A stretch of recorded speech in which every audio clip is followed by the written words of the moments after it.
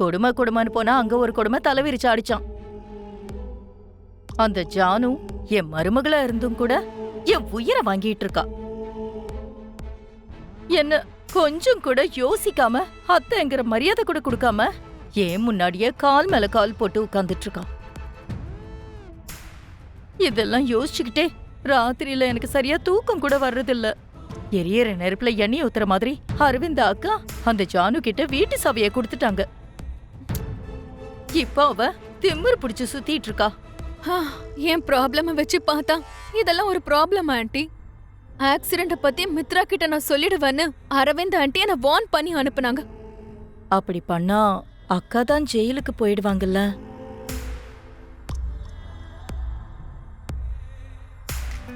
எனக்கு எதுக்கு மாமா தேங்க்ஸ் சொல்றீங்க? இது வரைக்கும் நான் என் அக்காவோட தங்கச்சியா கெஸ்டா தான் இந்த வீட்ல இருந்தேன். ஆமாமா, இப்ப இந்த வீட்டு சின்ன மருமகளா ஆயிட்டே இல்ல. கங்க்ராச்சுலேஷன் ஜானு. ஜானு ஜானு தோ உங்க அக்கா கூப்பிடுறாங்க பாரு. கேக்குதுங்க மாமா. அப்புறம் என்ன, அவங்க கூப்பிட்ட உடனே நான் போகணுமா? ஏன் இப்படி எல்லாம் பேசுற? இது வரைக்கும் நான் அவங்களோட தங்கச்சியா இருந்தேன். ஆனா இப்ப நான் இந்த வீட்டோட சின்ன மருமகள்ல. அதுக்கு என்ன? அவங்க எப்படி இந்த வீட்டுக்கு மருமகளோ நானும் இந்த வீட்டுக்கு மருமக தான். ஒன்னும் வேலைக்காரி இல்ல. என்ன பேசிட்டு இருக்க ஜானு? பாவம் உங்க அக்காவுக்கு உடம்பு சரியில்லை. இந்த மாதிரி டைம்ல தானே கிட்ட இருந்து பாத்துக்கணும். நான் இந்த வீட்டு மருமகளா இந்த வீட்டுக்குள்ளேயே இருக்கிறதுனால என்ன பாத்துக்க சொல்றீங்க? இதே நான் வேற வீட்டுக்கு மருமகளாகி வேற வீட்ல இருந்திருந்தனா என்ன பண்ணிருப்பீங்க மாமா? அப்ப என் அக்காவை யார் பாத்துப்பாங்க? யாருன்னா அவங்க மாமியாரோ இல்ல அவங்க ஹஸ்பண்டோ பாத்துப்பாங்க.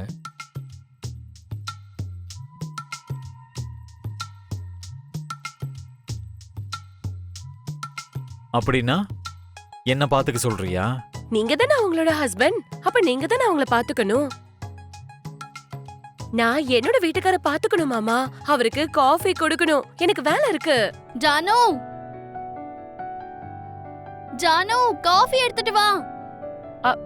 சாரி மாமா, 2 காஃபி தான் நான் போட்டேன். ஒன்னு உங்ககிட்ட கொடுத்துட்டேன், இன்னொன்னு என்னோட வீட்டுக்காருக்கு நான் கொண்டு போகணும்.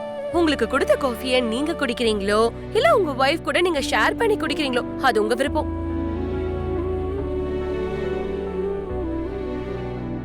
என்ன இவ இப்படி மாட்டி விட்டுட்டு போறா? ஜானு காஃபி எடுத்துட்டு வா. இதெல்லாம் இந்த அக்கா தங்கச்சிங்க 2 பேரும் சேர்ந்து போற டிராமா. ஜானு இவ என்ன இந்த கத்துறா? போலேனா நல்லா இருக்காதே. ஜானுவை கூப்பிட்டா நீங்க எதுக்குங்க வந்தீங்க? ஜானு வரமாட்டேன்னு சொல்லிட்டா. காஃபிக்காக தானே கூப்பிட்ட. இந்தா குடி. நான் இன்னும் பிரஷ் பண்ணல. அப்புறம் எதுக்கு கூப்பிட்ட? அதுக்காக தான் கூப்பிட்டேன். அதுக்குன்னா எதுக்கு? அது வந்து அப்படின்னா உனக்கு இப்ப பிரஷ் பண்ணி விடணுமா? நான் பண்ணி விடணுமா? ஆக்சுவலா உங்க பிளான் தான் என்ன? ஜானு கூட ஒரு மாதிரி பேசுறா. நான் இந்த வீட்டோட வேலைக்காரி இல்ல, நான் மருமக, என் புருஷனை பாத்துக்கணும்னு சொல்றா. ஓஹோ, ஜானு இப்படி பிளான் பண்ணிருக்காளா? அவ சொன்னதுல என்னங்க தப்பு இருக்கு? அவங்க புருஷனை அவங்க தான் பாத்துக்கணும். அவங்க ஒய்ஃப அவங்க ஹஸ்பண்ட் தானே பாத்துக்கணும். புருஷன் பொண்டாட்டி பந்தோம்னா அதுதானே. இன்டைரக்டா என்ன உனக்கு பிரஷ் பண்ணி விட சொல்றியா நீ? நான் டைரக்டா தான் கேக்குறேன். நான் என்ன உன் வேலைக்காரனா? நான் உங்க ஒய்ஃப்ங்க. சரி, உங்களால முடியலன்னா சொல்லிடுங்க, நான் அத்தைய கூப்பிட்டுக்கிறேன். ஹலோ ஹலோ ஹலோ, அம்மாவை பிரஷ் பண்ணி விட சொல்ல போறியா? ஓ சாரி, அவங்க பெரியவங்கல்ல, அவங்க கிட்ட இந்த மாதிரி வேலையெல்லாம் சொல்லவே கூடாது. அதுக்கு பதிலா அப்பாவை வேணா கூப்பிடுறியா? ஐயோ, அத்தையே இதெல்லாம் பண்ண கூடாதுன்னு சொல்றேன். மாமா எப்படிங்க இதை பண்ணுவாரு? லக்கி இல்லைன்னா ஜுன்னுவை கூப்பிடலாம்.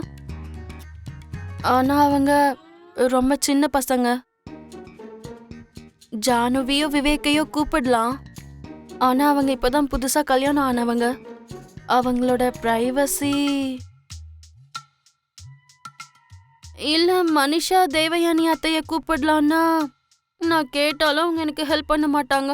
அப்போ பேலன்ஸ் யார் இருக்கா? நான் தானே. என்ன அதை தானே நீங்க இப்ப செஞ்சே ஆகணும். நீ ரொம்ப ஓவரா பண்ற. உங்களையும் தான் ஓவரா பண்ண சொல்றேன். இதுக்கு ஒன்றும் குறைச்சல் இல்ல. நான் போய் பேஸ்டும் ப்ரஷ் எடுத்துட்டு வரேன். என்னால எழுந்துக்க முடியும்னா நான் எங்க உங்களை கூப்பிட போறேன்? நீங்க தான் என்ன கையை பிடிச்சு கூட்டிட்டு போகணும். ஏய், உன் தலையிலயும் கையிலயும் தானே அடிபட்டிருக்கு. கால் நல்லா தானே இருக்கு. கால்ல தெரியாத காயும் நிறைய இருக்குங்க. அததான் ஊமை காயும்னு சொல்லுவாங்க. காயத்துல கூட ஊமை, செவிடு இந்த மாதிரி காயெல்லாம் இருக்கா என்ன? எங்க ஊர்ல அத அப்படிதாங்க சொல்லுவாங்க. ம், என்னங்க எழுப்பி விடுங்க. ம்.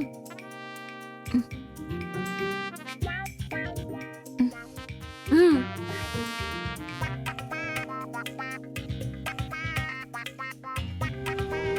என் பெரிய மருமக லக்ஷ்மிக்கு கம்பெனியோட பொறுப்புகளை கொடுத்திருக்கேன். சின்ன மருமக ஜானுக்கு இந்த வீட்டோட பொறுப்பு கொடுத்திருக்கேன். மனசுல இருந்த பாரம்லாம் இறங்கின மாதிரி இருக்கு. இப்ப மித்ரா கிட்ட உண்மையை சொல்லிட்டு லக்ஷ்மி மேல இருக்கிற பழிய போக்கிட்டு அவங்களுக்குள்ள இருக்கிற மனக்கசப்பு போயிடுச்சுன்னா 2 பேரும் சேர்ந்து சந்தோஷமா இருப்பாங்க. இதோட என்னோட பொறுப்பு முடிஞ்சிரும். இதுக்கப்புறம் என்ன நடந்தாலும் அதை நீதான் பாத்துக்கணும்.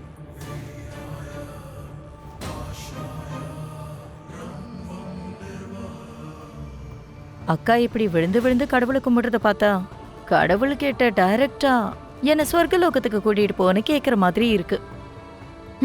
எனக்கு ஒன்றும் அப்படி தோணல ஆண்டி. மித்ரா கிட்ட உண்மையை சொல்றதுக்கு தைரியம் கூடன்னு வேண்டுறாங்க. நிச்சயமா அதை தான் கடவுள்கிட்ட வேண்டிட்டு இருப்பாங்க. அப்படின்னா இன்னைக்கு மித்ரா கிட்ட உண்மையை சொல்லிடுவாங்களா? நேத்து அவங்க பேசின ஸ்பீட பார்த்தா இப்பவே அவங்க சொல்ல வாய்ப்பு இருக்கு. இப்பவே சொல்லிடுவாங்களா?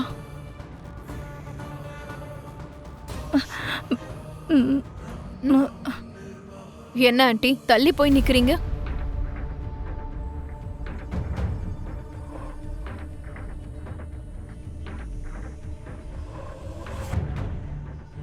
என்னாச்சு? அரவிந்தா அக்கா மித்ரா கிட்ட உண்மையை சொல்லிட்டா. உன் கதை அவ்வளவுதான் மனிஷா. அதுக்கு உன் கூட சேர்ந்து என் கதையும் முடியணும்னு நினைக்கிறியா?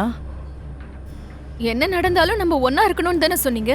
அதுக்குன்னு கெட்டது நடக்க போகுதுன்னு தெரிஞ்சு என்னால உன் கூட இருக்க முடியாது மனிஷா. நேத்து என் கூட கை கோத்தீங்க, இன்னைக்கு என்ன கழட்டி விட்டுட்டு போக போறீங்களா? சாரி, என் மருமக என்ன அவ்வளோ டென்ஷன் படுத்தினான். எனக்கு அந்த டென்ஷன் போனா போதும். உன் வேலையை நீயே பார்த்துக்கோ.